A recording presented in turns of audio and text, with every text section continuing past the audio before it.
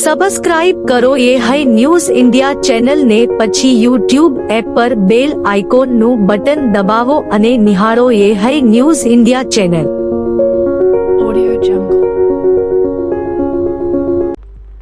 બનાસકાંઠા જિલ્લાના થરાદ તાલુકાના વાડિયા ગામમાં બે અલગ અલગ જૂથો વચ્ચે હિંસક અથડામણ સર્જાતા તંગદિલીનું વાતાવરણ બન્યું હતું. પરિસ્થિતિ કાબૂ લેવા માટે 3 PSI, DYSP સહિત થરાદ પોલીસનો સ્ટાફ તાત્કાલિક તૈનાત કરાયો હતો. ઇજાગ્રસ્તોને નજીકની હોસ્પિટલમાં ખસેડી સારવાર અપાઈ રહી છે. પ્રથમ ઘટનામાં મેનકાબેન ચૌહાણ અને મમતાબેન હોસ્પિટલમાં જતા હતા ત્યારે JCB વડે બાવળ ઉખેડતા લોકોને રોકતા વિવાદ થયો હતો. આ અંગે જાણ કરતા આરોપીઓએ લાકડીઓ અને ધોકા વડે હુમલો કર્યો હતો, જેમાં દિનેશભાઈને કપાળ પર અને બાબુભાઈને માથાના ભાગે ગંભીર ઈજાઓ થઈ હતી. આરોપીઓએ પથ્થરમારો પણ કર્યો હતો. તો બીજી ઘટનામાં વ્યાજ અને મૂળ રકમની માગણીને લઈને વિવાદ થયો હતો.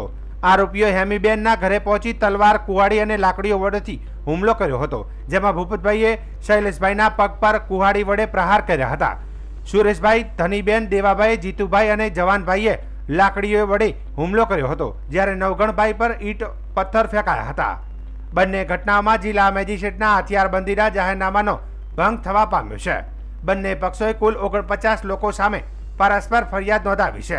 પોલીસે મામલાની ગંભીરતાને સમજતા તપાસ શરૂ કરી છે અને સમગ્ર ઘટનાનો એક વિડીયો સોશિયલ મીડિયામાં વાયરલ થતા ચર્ચાનો વિષય બન્યો છે. બનાસકાંઠાના દિયોદર તાલુકાના નવા ગામે કૃષ્ણ ભક્તિ સેવા આશ્રમ ખાતે KDB Banaskantha SPNF producer company લિમિટેડની 3જી વાર્ષિક સામાન્ય સભાનું આયોજન થયું હતું. SPNF ગુજરાત રાજ્યના સંયોજક પ્રફુલભાઈ સજલિયાની ઉપસ્થિતિમાં દીપ પ્રાગટ્ય સાથે કાર્યક્રમની શરૂઆત કરવામાં આવી હતી. સભા દરમિયાન કંપની દ્વારા ખેડૂત સભ્યોને વાર્ષિક કારોબાર અંગે માહિતી આપવામાં આવી હતી, જેમાં કંપનીએ 15 લાખથી વધુનું ટર્નઓવર નોંધાવ્યું હોવાનું જણાવ્યું હતું. વડાપ્રધાન નરેન્દ્ર મોદીના પ્રાકૃતિક ખેતી પ્રોત્સાહનના આહવાન સાથે ખેડૂતોએ પોતાની પ્રોડ્યુસર કંપની મારફતે ઓર્ગેનિક પ્રોડક્ટ્સનું મૂલ્યવર્ધન કરી ઉપભોક્તાઓ સુધી પહોંચાડવાની યોજના રજૂ કરી હતી. આ કાર્યક્રમમાં અંદાજે 750થી વધુ પ્રાકૃતિક ખેતી કરતા ખેડૂતો જોડાયા હતા, જેમાંથી 430 ખેડૂતોને C1 ઓર્ગેનિક સર્ટિફિકેશન આપવામાં આવ્યું હતું. પ્રાકૃતિક ખેતીના ફાયદા અને કંપનીની કામગીરી અંગે વિગતવાર માર્ગદર્શન પણ આપવામાં આવ્યું હતું. કાર્યક્રમમાં પ્રાકૃતિક વિકાસ બોર્ડના સભ્ય રતિલાલ શેઠિયા, પુષ્પરાજસિંહ, કંપનીના ડિરેક્ટર દિલીપભાઈ બારોટ, અમરાભાઈ પટેલ, રામજીભાઈ પટેલ, ગોમરભાઈ ચૌધરી, કલ્યાણભાઈ પટેલ સહિત અનેક આગેવાનો અને ખેડૂતો હાજર રહ્યા હતા. તો મારું નામ હિતેશભાઈ વોરા, અમે કચ્છથી આવ્યા છીએ અને પ્રાકૃતિક ખેતી ગુજરાતના સહસંયોજક છું. ખાસ કરીને ખૂબ આનંદની વાત છે કે બનાસકાંઠા જિલ્લામાં આ એક ફાર્મર પ્રોડ્યુસર કંપનીમાં 750થી પણ વધારે ખેડૂતો જોડાયેલા છે અને ખેડૂતના ઉદ્ધાર માટે માન્ય નરેન્દ્રભાઈ મોદીએ સેન્ટ્રલ ગવર્મેન્ટથી 10,000 ફાર્મર પ્રોડ્યુસર કંપની આખા ભારત વર્ષમાં જે બનાવવાનો સંકલ્પ આપેલો, એના ભાગરૂપે આ એક ફાર્મર પ્રોડ્યુસર કંપની છે અને પ્રાકૃતિક ખેતી કરતા ખેડૂતોની આ કંપની છે. તો અત્યાર સુધી અમે જે પ્રાકૃતિક ખેતીમાં માલ ઉત્પાદન કરતા હતા એ માલનું વેચાણ કેવી રીતના કરવું આ ખબર નહોતી. ઉપભોક્તાઓને માલ ક્યાંથી ખરીદવો ગેરંટીવાળો આ ખબર નહોતી. આ ફાર્મર પ્રોડ્યુસર કંપનીના માધ્યમથી હવે ઉપભોક્તા અને પ્રોડ્યુસર એટલે કે ખેડૂતો આ બંનેનું બહુ સરસ રીતે સંકલન થશે અને કડી રૂપે આ મારો ફાર્મર પ્રોડ્યુસર કંપની આગળ કાર્ય કરશે. ખેડૂતોને પણ એના પૂરતા ભાવ મળી જશે અને સાથે સાથે જે ઉપભોક્તા છે અત્યારે જે ભયંકર દવાના પેસ્ટિસાઇડના છંટકાવને લીધે લોકોમાં જે અલગ અલગ ટાઈપના રોગો વધી ગયા છે, આનું મુખ્ય કારણ ખેડૂતની ખેતરમાં વપરાતી દવા છે. આ પ્રાકૃતિક ખેતી કરતા ખેડૂતો આવી કોઈ દવા નથી વાપરતા, ફક્ત ગાય આધારિત ખેતી કરે છે, જેમાં ગોબર ગૌમૂત્ર વાપરવાનું હોય છે. તો એનો પાક ચોખ્ખો, શુદ્ધ અને કોઈ પણ ટાઈપના રેસિડ્યુસ વગરનો હોય છે. આ ઉપભોક્તા પાસે જો પહોંચશે તો ત્યાં પણ રોગમુક્ત આપણો સમાજનું નિર્માણ થશે. તો આવું એક ભગીરથ કાર્ય માનનીય મોદી સાહેબે જે આપેલું હતું FPO માધ્યમે, એ અમારા ખેડૂતો અત્યારે સરસ રીતે આગળ વધારી રહ્યા છે. તો બધા ખેડૂતોને પણ અમે અભિનંદન આપ્યા છે.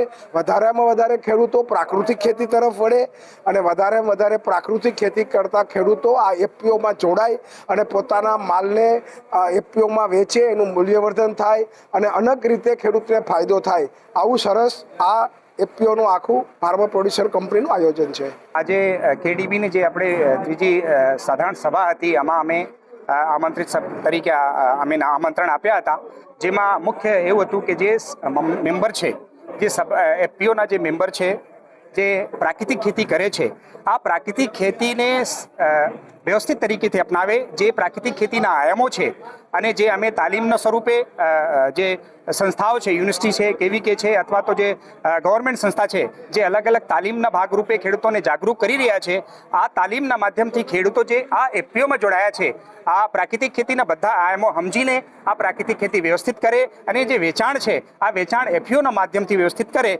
આ જ એક એનું ઉદ્દેશ હતું કે આ ખેડૂતો વધારેમાં વધારે ભેગા થાય અને સંગઠિત રૂપે પ્રાકૃતિક ખેતીનું વેચાણ કરી અને એનોથી વધારેમાં વધારે ફાયદા લે.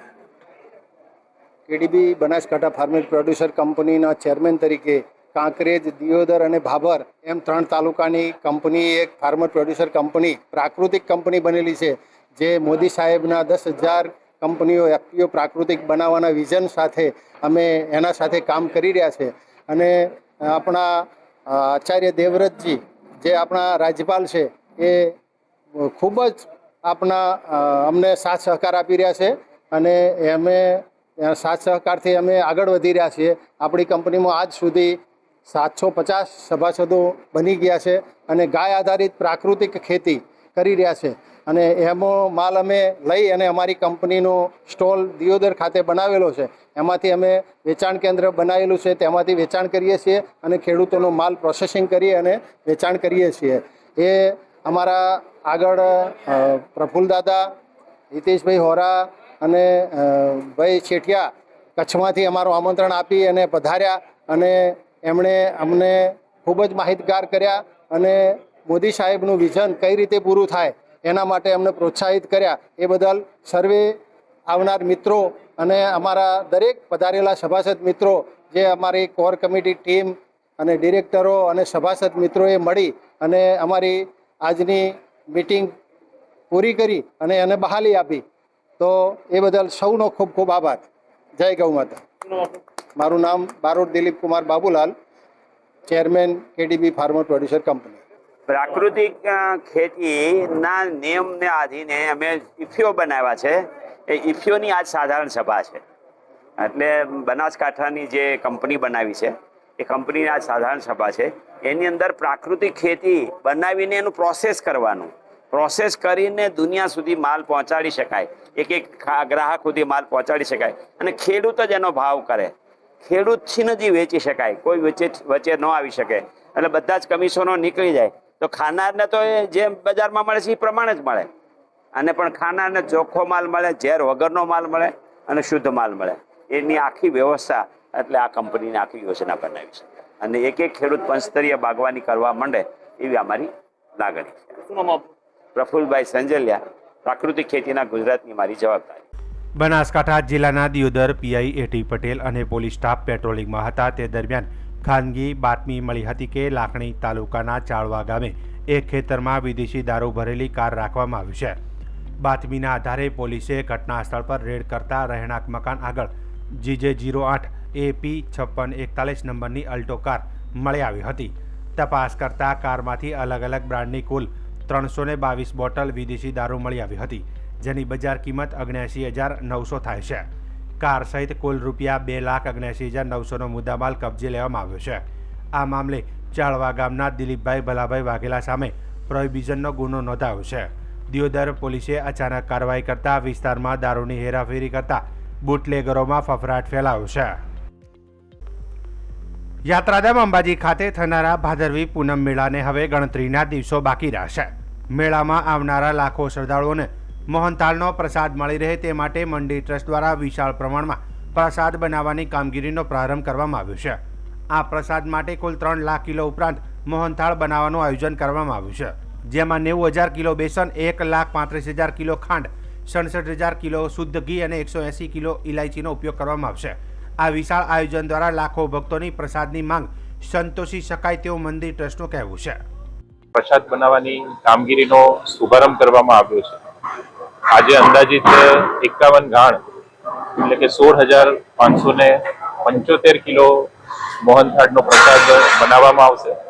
આ સાથે સમગ્ર ભાદરવી પૂનમના મેળા દરમિયાન અંદાજિત 1000થી 1200 ગાણ જેટલો મહાપ્રસાદ બનાવવાની તૈયારી આરાસુરી અંબાજી માતા દેવસ્થાન ટ્રસ્ટ દ્વારા કરવામાં આવેલ છે. અમદાવાદમાં સૌ પ્રથમવાર ગુજરાત યુનિવર્સિટીના પ્રાકૃત પરિસર ખાતે પર્યુષણ દરમિયાન મહાશિબિરનું આયોજન કરવામાં આવ્યું છે. આ ઐતિહાસિક શિબિરમાં દેશભરના 10થી વધુ શિબિરાર્થીઓ ભાગ લેશે. 10 દિવસ સુધી યોજાનાર આ શિબિરમાં અભિષેક પૂજન, પ્રેરણાદાયી પ્રવચનો, ભક્તો દ્વારા ગુરુપૂજન, શંકા સમાધાન સહિત વિવિધ સાંસ્કૃતિક કાર્યક્રમો યોજાશે. ત્યારે ચાતુર્થ માસ દરમિયાન ભૂપેન્દ્રભાઈ પટેલ, રાજ્યપાલ આચાર્ય દેવવ્રત, રાજ્યના ગૃહમંત્રી હર્ષ સંઘવી સહિત RSSના 300થી વધુ સ્વયંસેવકો આચાર્યોના આશીર્વાદ મેળવવા પધાર્યા હતા. 10 लक्षण पर्व का महान मंगल अवसर है. कल से पंचमी से दिगंबर जैन धर्म के अनुसार 10 लक्षण के 10 दिन तक पूरे देश में धर्म और ज्ञान की गंगा बहेगी. 10 उपास निर्जल उपास करने वाले अनेक हजारों साधक यहाँ भी उपस्थित हो रहे हैं और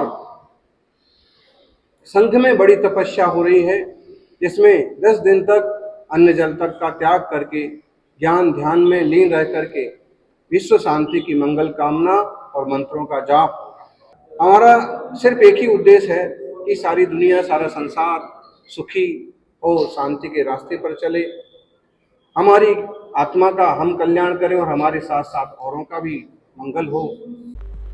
આજના દિવસે સંયુક્ત રાષ્ટ્રસંઘ દ્વારા આધુનિક ક્વોન્ટમ મિકેનિક્સના જન્મની 100મી વર્ષગાંઠ અને સમાજના વિવિધ ક્ષેત્રોમાં ક્વોન્ટમ વિજ્ઞાનના મહત્વ અને પ્રભાવ વિશે વૈશ્વિક જાગૃતિ લાવવા માટે વર્ષ 2025ને આંતરરાષ્ટ્રીય ક્વોન્ટમ સાયન્સ અને ટેકનોલોજી વર્ષ તરીકે જાહેર કરવામાં આવ્યું છે. આ અંતર્ગત ગુજકોસ્ટ ગાંધીનગરના સહયોગથી પાટણ રિજિયોનલ સાયન્સ સેન્ટર ખાતે ઉત્તર ગુજરાત યુનિવર્સિટીના કુલપતિ doctor Kishor Poriya, science communicator ITI ગાંધીનગરના doctor Arunbhai Prakash, science centre પાટણના project director doctor Sumit Shastri, doctor Ashokan Patel અને દર્શન વ્યાસની વિશેષ ઉપસ્થિતિમાં ક્વોન્ટમ કમ્પ્યુટિંગ થીમ આધારિત એક દિવસીય ક્વોન્ટમ આઉટરીચ કાર્યક્રમનું ભવ્ય આયોજન કરવામાં આવ્યું હતું. તેમાં નિષ્ણાતો દ્વારા ક્વોન્ટમ સાયન્સ જટિલ સિદ્ધાંતોને સરળતાથી સમજાવી શકાય તે માટે ક્વોન્ટમ સાયન્સ અને ટેકનોલોજી, ક્વોન્ટમ ઇલેક્ટ્રોનિકનું ભવિષ્ય, ક્વોન્ટમ કમ્પ્યુટિંગ અને તેના ઉપયોગો પર ખાસ ચર્ચા કરવામાં આવી હતી. તેમાં એન્જિનિયરિંગના વિદ્યાર્થીઓ દ્વારા ઇલેક્ટ્રોનિક્સ અને ભૌતિકશાસ્ત્ર વિભાગ HNGU માર્ગદર્શન આપવામાં આવ્યું હતું. ડિજિટલ ઇલેક્ટ્રોનિક્સ છે એ 1 અને 0 પર ચાલતી ડિવાઇસીસ છે. બાયનરી લેંગ્વેજ પર આપણું કોમ્પ્યુટર, લેપટોપ અને મોબાઈલ કાર્યરત હોય છે. તો આવી જ બાયનરી લેંગ્વેજ આપણે ક્યુબિટ દ્વારા કરી શકીશું અને આ ક્યુબિટ દ્વારા જો આપણે જે ડિવાઇસ બનાવવામાં આવે છે એને ક્વોન્ટમ કોમ્પ્યુટર પણ કહી શકાય છે, એને ક્વોન્ટમ મોબાઈલ પણ કહી શકાય અને આવતીકાલનું જે ભવિષ્ય છે એ આવી ક્વોન્ટમ ડિવાઇસ પર રિલાય થવાનું છે. इसमें हम लोग सेंटर फॉर क्रिएटिव लर्निंग में हम लोग अभी ट्रांजिस्टर से और इंटीग्रेटेड सर्किट से हम लोग अभी कुछ घड़ियां बनाए हैं, लॉजिक गेट्स बनाए हैं और कंप्यूटर भी बनाए हैं, 4-बिट कंप्यूटर. सो इसके बारे में हम लोग ने चर्चा की और बच्चों के साथ जो घड़ी भी थी उनको दिखाई भी और उनसे कई सारे सवाल जवाब हुए और बच्चों को बहुत अच्छा लगा